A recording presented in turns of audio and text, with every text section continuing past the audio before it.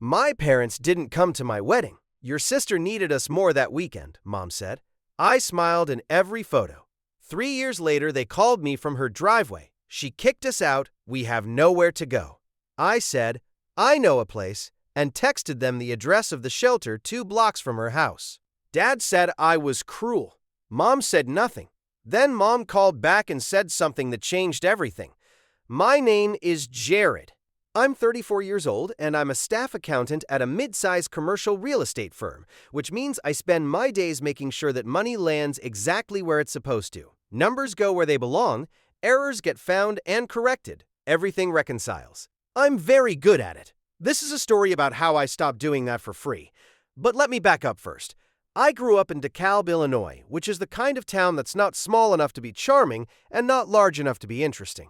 We lived in a beige house on a street of beige houses, and my parents, Hank and Lorraine, ran their lives the way my father once described accounting to me when I was 9.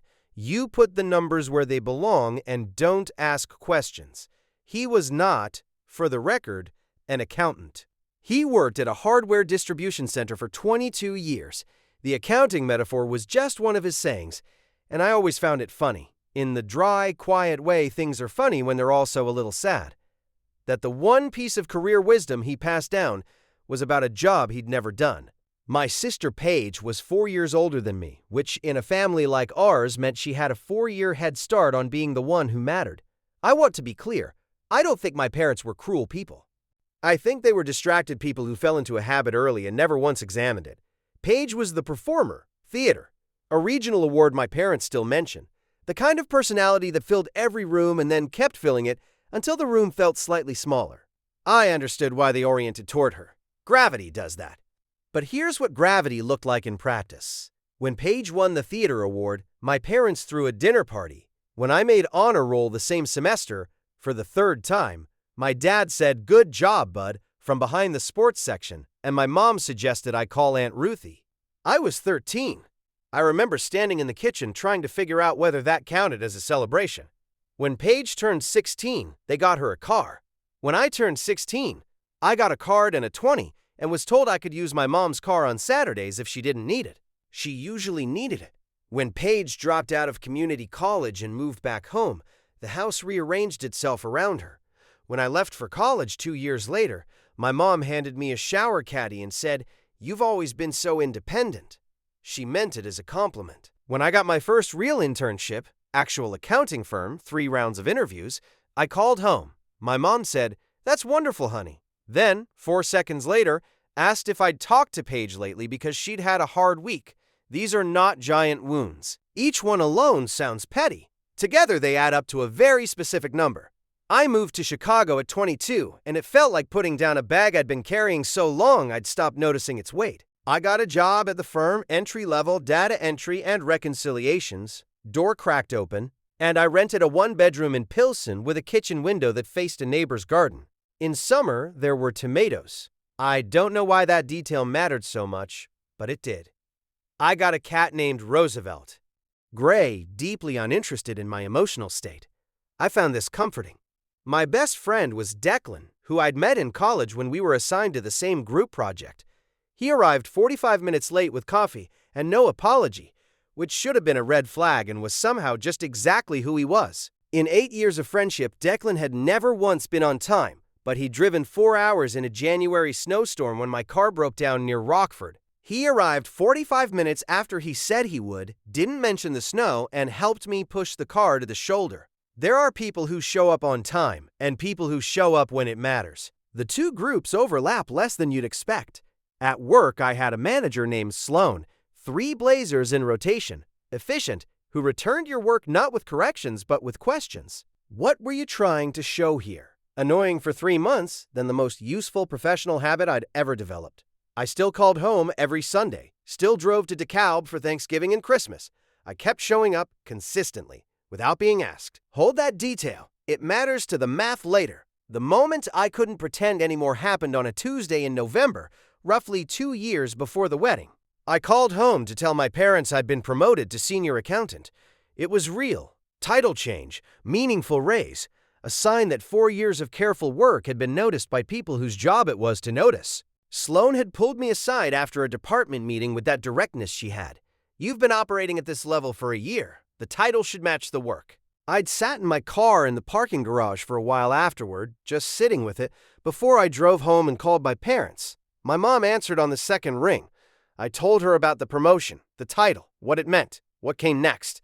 She said, "Oh, Jared, that's so great." And then, after a pause, I timed it approximately 4 seconds. She said, "Actually, I'm so glad you called. I've been meaning to ask, could you help Paige with her taxes? She got a letter from the IRS, and she's very stressed about it." I sat with that for a moment. The promotion, the one I'd called to share, had existed as a topic for roughly 12 seconds before becoming a segue into a favor for my sister. "Sure," I said. "I'll reach out to her." "You're such a good brother," my mom said. "That's not a compliment. That's a job assignment with a title change." I told myself it was fine, drove it down, filed it away in the place where I kept all the other small receipts. I was wrong to do that, but I did it anyway. Naomi and I got engaged in March. She was a graphic designer with an absurd amount of natural talent and a laugh that made strangers look up from their phones, which is not nothing in Chicago. We'd been together 3 years, and the decision to get married had felt less like a leap and more like a formality, a catching up of paperwork to match a situation that was already true. We planned a September wedding. Small, 40 people, a venue outside the city, food from a restaurant we loved, a playlist Declan spent 6 weeks building with the intensity normally reserved for doctoral dissertations. I told my parents in May. My mom cried in the good way.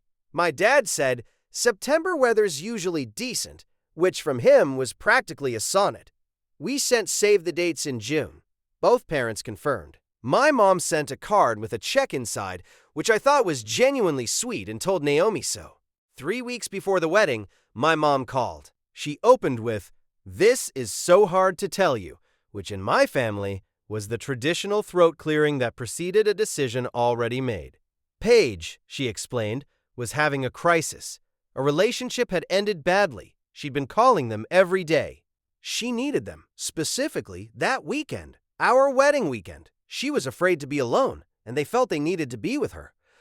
I heard myself say, "What do you mean, be with her?" And my mom said, "We're not going to make it to the wedding, honey. Your sister needs us more that weekend."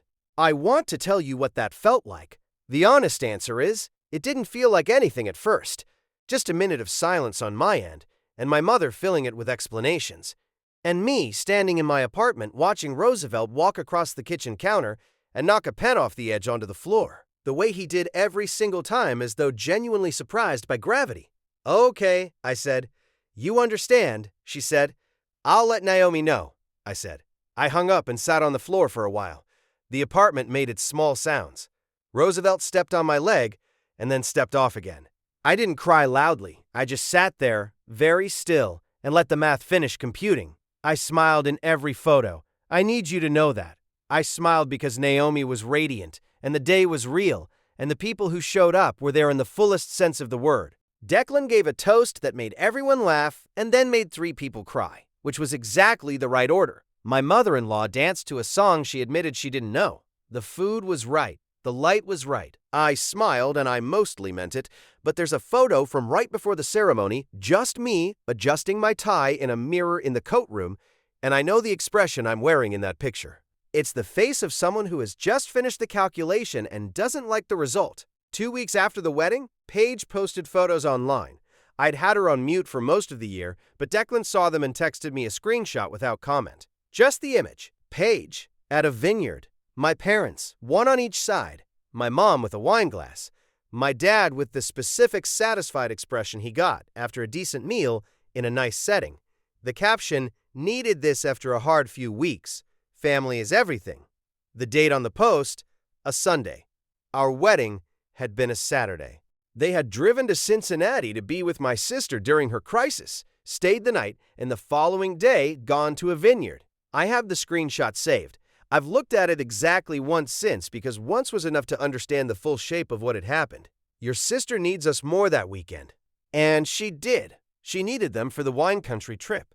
She needed an audience for her recovery. I was simply the thing they'd had to not attend first. I didn't call. I didn't text. I didn't say anything to anyone except Naomi, who looked at the screenshot, set down her coffee, and said, "Okay, what do you need?" I told her I needed to sit with it for a while. She said, "Take the time," and then she went to bed and left the light on. What I sat with over the following days was this. I had been showing up for a relationship that had never been reciprocal. I had been funding, with time and presence and forgiveness and free tax help, something that was not actually a relationship. It was a function. I had been performing a function. That was the moment I stopped. I stopped calling on Sundays. The first week felt strange. By the third week, it felt like removing shoes you'd been wearing indoors for years. Not dramatic, just a quiet relief, and the faint surprise that the floor was still there. I gave it 10 weeks to see when they'd notice. The answer was 7, but not because they missed me. My dad called because he couldn't log into his email. My mom's follow-up, 2 days later, was to ask if I could review some condo documents because Paige was thinking about buying. Not, "How are you?" Not, "We haven't heard from you." The world had continued exactly as it would have without me. I helped with the email. I didn't call back about the condo. These were small, quiet choices that don't make good stories, but that collectively constitute the act of finally telling the truth. Sloan promoted me to accounting manager that spring. She said, in that direct way she had, "You've been doing this job for 8 months. We're catching the title up to the work." I took Declan to dinner to celebrate. He was 19 minutes late. He brought a card designed for a retirement party, but had written inside it, by hand, 3 sentences about what watching me work had taught him. I kept the card in my desk drawer. I started seeing a therapist named Dr. Leland. Small office, large clock with a loud second hand, the habit of waiting 1 beat longer than normal after you finish speaking. Enough to make you wonder if you were actually done. 3 months in, I told him the full sequence. He listened. Then, "You've been the load-bearing wall. That's not the same as being loved. It's being useful, which is not nothing, but it's also not what you thought it was." I thought about every Sunday drive, every holiday I showed up to, every tax return filed for my sister without being asked. "Can you step back from a load-bearing wall?" I asked. "You can," he said. "The building might shift, but it won't fall. And either way, it's not your job to hold it up forever." I told Naomi that night. She looked at me across the table and said, "You've known this a long time. You just needed someone to say it in a language you trusted. Numbers, walls, structures." She wasn't wrong. And for the first time in a very long time, I went to sleep without bracing for something I couldn't name. The call came on a Tuesday afternoon in October, 31 months after the wedding. My dad's number. I almost let it go to voicemail. I'd been in the middle of a quarterly close, but something made me answer. An accountant's instinct. The number is telling you something, and you don't get to decide whether to hear it. Jared. His voice had a texture I'd only heard a few times before. Flat and thin, stripped of the usual bluster. "We're at Paige's. She asked us to leave. We're in the driveway. We have nowhere to go." I stood at my kitchen counter and looked out the window at the neighbor's garden. October. The tomatoes were long gone. "What happened?" I asked. He explained, in the clipped, military report style he used when he didn't want to narrate the parts that were embarrassing, that they'd been staying with Paige for 3 weeks while their furnace was replaced. There had been a fight. Things had been said. Paige had asked them to leave, and they had left because what else do you do when your daughter, the one whose crisis always takes precedence, tells you to get out? "We were hoping," he said, "that maybe you could—" "I know a place," I said. And I texted them the address of a shelter 2 blocks from Paige's house. I'd found it in the 40 seconds between "we have nowhere to go" and the end of his sentence, because I'm an accountant and I do the math in real time, and the math here was not complicated. There was a silence, a long one. "That's a shelter," my dad said. "It is," I said. "It has good reviews, clean intake process. They take walk-ins. You're suggesting we go to a shelter?" His voice had moved out of thin and into something harder, the register he used when he decided he was right about something. "Jared, that is cruel. That is genuinely a cruel thing to do." And I was calm. I want to be precise about that. Not cold, not performed, genuinely calm. The way you're calm when you've been carrying a thing for 3 years and have finally set it down in the right place. "On the day of my wedding," I said, "you drove to Cincinnati to take Paige to a vineyard. I know this because she posted it. The next day, with the date visible." I have the screenshot if the details matter. You chose with full information, and I watched you choose, and I never said anything because I kept telling myself you'd eventually notice on your own. I paused. You didn't. So, no, I'm not cruel. I'm just not the person you thought you could call. He didn't say anything. There's also a Holiday Inn 12 minutes from Paige's house, I said. I looked that up too. I hung up. Roosevelt walked into the kitchen, looked at me, and walked back out. Outside, a neighbor was raking leaves. My mom did not call that night. She called the next morning, a little before 9. I'd prepared for the call I expected. The defense, the reframing, Paige's crisis repositioned as genuine emergency. My response characterized as cold and petulant.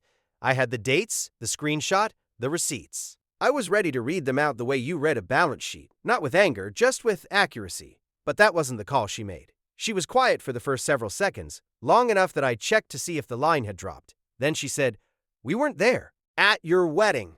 We should have been there." I didn't say anything.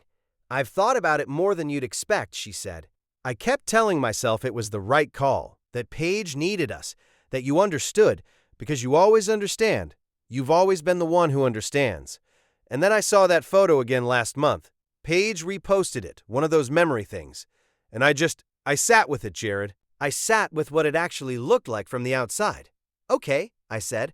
"I'm not asking for forgiveness. I don't think I'd know what to do with that right now. I just needed to say it out loud. I was wrong. We were wrong. I've been wrong about the math for a long time. The math," she said, the math. I don't know if she knew she was using the word, but I felt it land somewhere specific, the way the right number lands when you've been staring at a spreadsheet that won't balance, and suddenly the error is obvious and you understand not just the mistake, but why you kept making it. "I hear you," I said. "That's all I wanted," she said. And then, quieter. "You looked so good in those photos. Naomi sent me some of them, did you know that? She sent them to me a few months after. She didn't have to do that. I hadn't known that." I stood in my kitchen and thought about my wife, who had every reason not to, sending wedding photos to the woman who'd chosen a vineyard instead. We didn't fix anything on that call. There was no Hollywood resolution, no tearful reconciliation, no acknowledgement that erased the years of Sunday calls and missed promotions and tax returns filed on behalf of the person who apparently couldn't survive a weekend without an audience.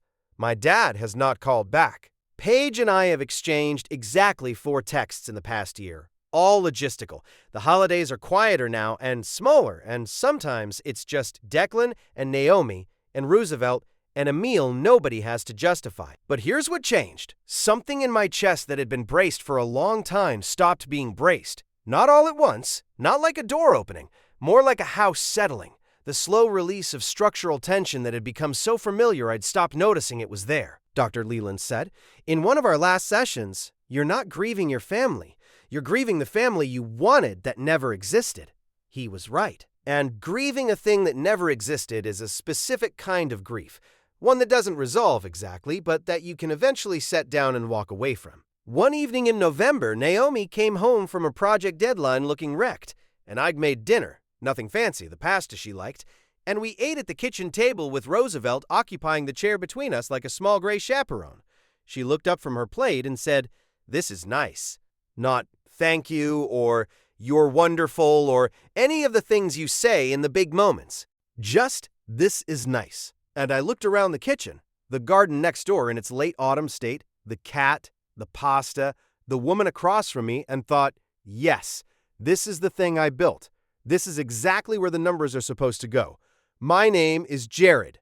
I'm 34 years old. I'm a good accountant, careful, thorough, honest about what the numbers say, even when the answer is inconvenient.